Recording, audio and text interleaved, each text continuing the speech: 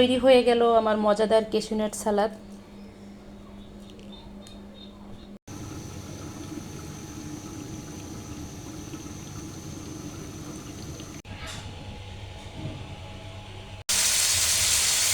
আসসালামু আলাইকুম সবাইকে, আপনারা সবাই কেমন আছেন? আশা করি ভালো আছেন। আমরাও আল্লাহর রহমতে ভালো আছি।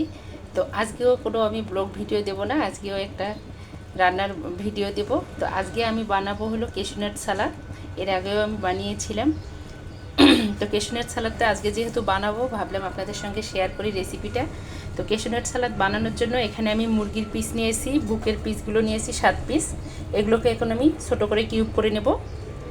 বুকের যে মুরগির যে বুকের মাংসটা সেটা নিয়েছি 7 পিসের মতো। আপনারা আপনাদের অনুযায়ী নেবেন, যেটুকু বানাবেন সেটুকু নেবেন, কারণ আমার ঘরে এটা ওর বাবা বাচ্চারা খুব পছন্দ করে, এজন্য আমি একটু বেশি করে নিয়েছি। এগুলোকে এখন আমি ছোট ছোট করে পিস করে নেব, নিয়ে কেটে তারপর আমি এখন সালাদটা বানাবো। তো বন্ধুরা, আমি ক্যাশিউ নাট সালাদটা কীভাবে বানাবো সেটা দেখতে হলে চোখ রাখুন, আর ভিডিওটা টেনে টেনে দেখবেন না, ভিডিওটা সম্পূর্ণটা দেখবেন, সবার কাছে সেটাই অনুরোধ রইল। তো এখন আমি মাংসগুলো ছোট করে নেব। তো বন্ধুরা, এই যে আমি মাংসগুলো কিউব করে কেটে নিয়েছি, আপনারা আপনাদের পছন্দ মতো স্লাইস করে নেবেন। আমি এরকম সাইজ করে নিয়েছি, অনেকগুলো হয়েছে, কারণ আমার ঘরে এটা পছন্দ করে বেশি ওর বাবা, এই জন্য আমি একটু বেশি করে নিয়েছি। আপনারা আপনাদের পরিমাণ মতো নেবেন। তো আমি এটাকে এখন ম্যারিনেট করে রাখবো 20 মিনিটের জন্য। দিয়ে দিচ্ছি আমি রসুন বাটা। রসুন বাটাটা বেশি দেওয়া যাবে না, তাহলে একটা গন্ধ আসবে। আমি দিয়ে দিচ্ছি আদা বাটা,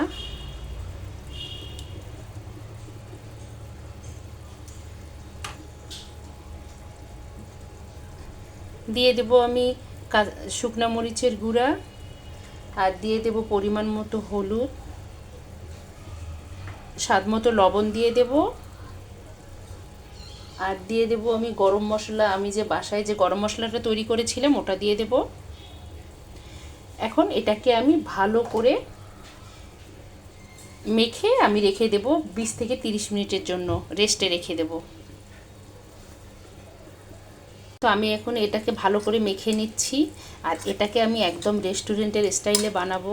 তো জানি না আপনাদের কাছে কতটুকু ভালো লাগবে, তবে ওর বাবার কাছে, আমার বাচ্চাদের কাছে অনেক ভালোই লাগে আমার হাতের ক্যাশিউ নাট সালাদটা। তো রেস্টুরেন্টে গেলে চাইনিজের সঙ্গে এটা চাই অথবা ফ্রাইড রাইসের সাথে এটা রেস্টুরেন্টে পাওয়া যায়।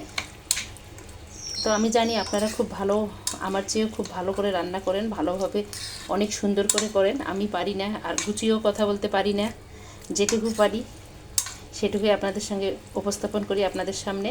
তো এই তো আমি এখন 20 থেকে 30 মিনিটের জন্য রেস্টে রেখে দেবো।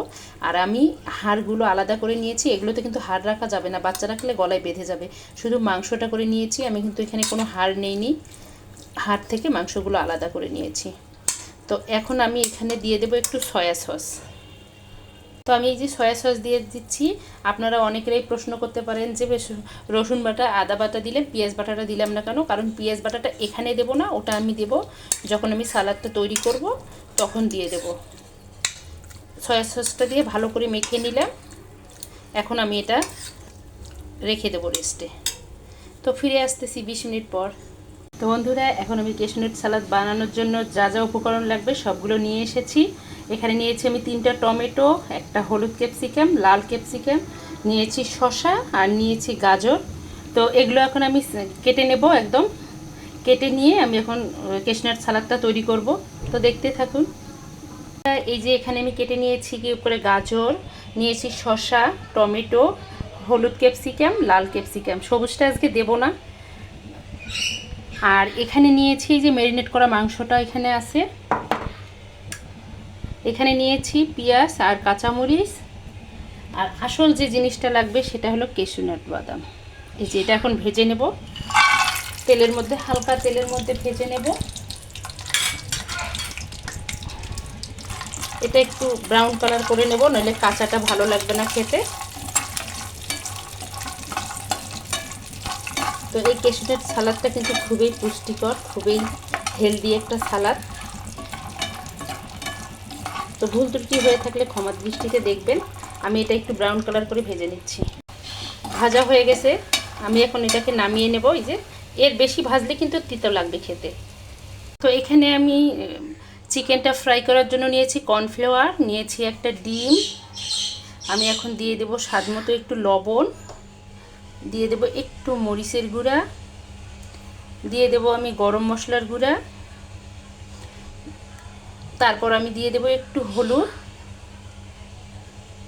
তো এখন আমি একটু পানি দিয়ে দেব, দিয়ে এটাকে একদম একটা তৈরি করে নেব, ব্যাটার তৈরি করে নেব, নিয়ে আমি চিকেনগুলো ভেজে নেব। তৈরি করে নিয়েছি এটা।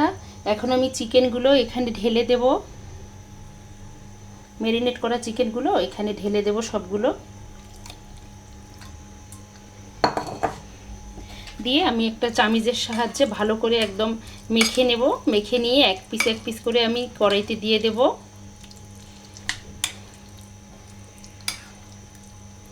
তো এখন আমি ভেজে নেব।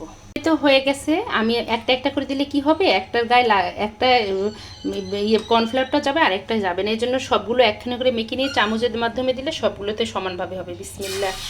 আমি এখন এভাবে একে একে চিকেনগুলো দিয়ে দেব, ভেজে নেব। এভাবে সবগুলো চিকেন দিয়ে দেব।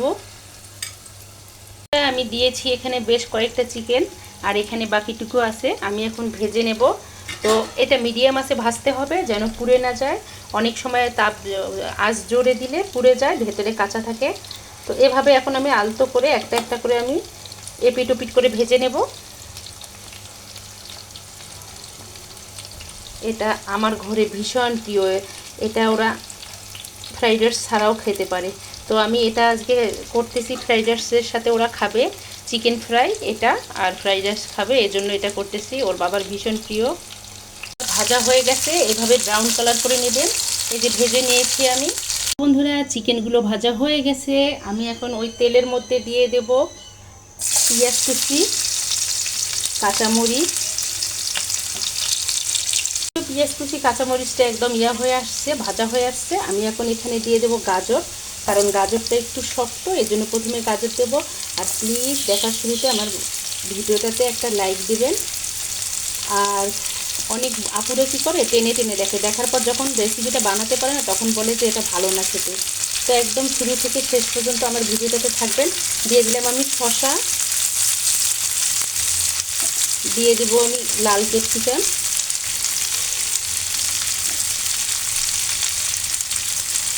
হলুদ ক্যাপসিকাম। এখন এটাকে আমি ভালো করে লাড়া দিয়ে নেব। টমেটোটা পরে দেবো, কারণ টমেটোটা নরম, এজন্য 5 মিনিট পর টমেটোটা দেবো। এখানে দিয়ে দেবো, কারণ লবণ তো দিয়েছি।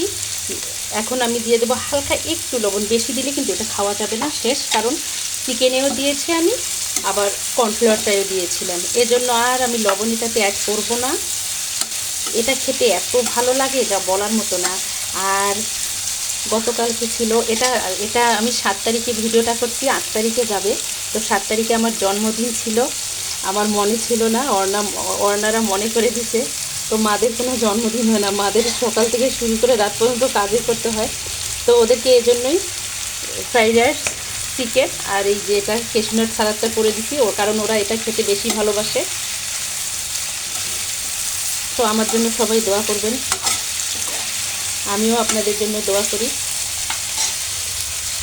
এখন আমি এখানে দিয়ে দেব এই যে কেশনাটটা দিয়ে দিলাম এখানে। আর আমি দিয়ে দেবো এই যে কিশমিশ, আর এটা আমার আয়ান সোনার অনেক প্রিয়, কিশমিশটা দিয়ে দিলাম। এটাকে এখন ভালো করে আরেকটু লাড়া দেব। এটা আবারও বললাম খেতে খুবই টেস্ট, হেলদি অ্যান্ড টেস্টি। তো জানি আপনারা আমার চেয়েও আবারও বললাম ভালো করে বানান। তো আমি যেভাবে বানাই সেভাবে ঘরোয়া পদ্ধতিতে আপনাদের সঙ্গে শেয়ার করলাম। এই যে দিয়ে দিয়েছি red chilli sauce, tomato sauce. ওর বাবা এগুলো নিয়ে আসলো, খাবে, ওর বাবার প্রিয় এটা, এই জন্য এখনই tomato sauce, red chilli sauce নিয়ে আসলো। তো টমেটো সসটাও দিয়ে দেবো। এই যে ভীষণ মজা হবে খেতে এটা। এখন আমি একটু লাড়া দিয়ে চিকেনটা দিয়ে দেবো। এই তো লাড়া দিয়ে দিচ্ছি, মিক্স করে নিচ্ছি সসগুলো, ইয়াম্মি হবে খেতে। এখন আমি এখানে দিয়ে দেবো লাস্ট এই চিকেনটা দিয়ে ভালো করে লেড়ে নেব। তো একদম আমি সুন্দর করে মিক্স করে নিয়েছি বন্ধুরা, এটা হয়ে গেছে। আমি এখন নামিয়ে নেব, কারণ বেশি কুক করা যাবে না এটা, তাহলে খেতে ভালো লাগবে না, পানসা পানসা লাগবে। আর আবারও বললাম এটা আমি 7 তারিখ রাতে করেছি, 8 তারিখে ভিডিওটা আপলোড করব আমার জন্মদিন উপলক্ষে। 7 তারিখে এটা রান্না করেছিলাম। তো এখন আমি ঢেলে নেব। বন্ধুরা, তৈরি হয়ে গেল আমার মজাদার হেলদি অ্যান্ড টেস্টি ক্যাশিউনাট সালাদ। তো লাস্টে আমি যেটা দিচ্ছি, তিল দিচ্ছি, আপনারা চাইলে এটা স্কিপ করে যেতে পারেন। তো তিলটা দিলে খুব সুন্দর লাগে খেতে, আর দেখতেও অসাধারণ লাগে, ঠিক রেস্টুরেন্টের স্টাইলে আমি বানিয়েছি। তো আমার ভিডিওটা দেখতে দেখতে যদি কারো ভালো লেগে থাকে, প্লিজ আমার চ্যানেলটাকে সাবস্ক্রাইব করবেন, লাইক কমেন্ট শেয়ার করবেন, অর্নাস মমের সঙ্গে থাকবেন। আজকে এ পর্যন্ত, আল্লাহ হাফেজ, আসসালামু আলাইকুম।